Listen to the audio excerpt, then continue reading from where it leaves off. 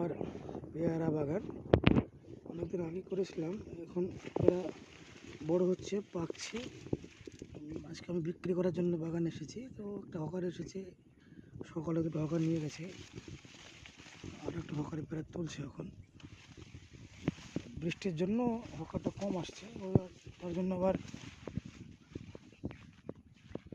পেয়ারা অনেক পেকে যাচ্ছে, পেকে নষ্ট হচ্ছে।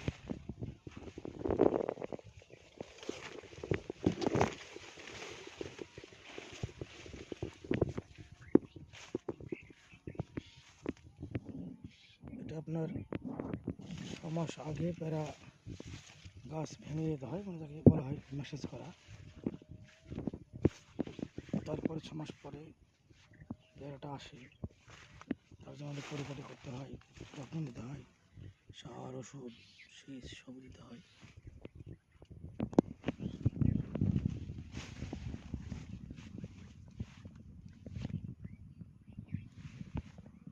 পেয়ারা মানে খাটনি কম,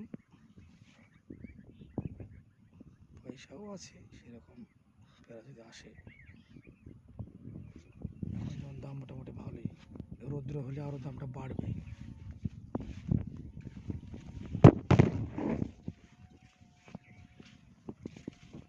কাঁচা আছে।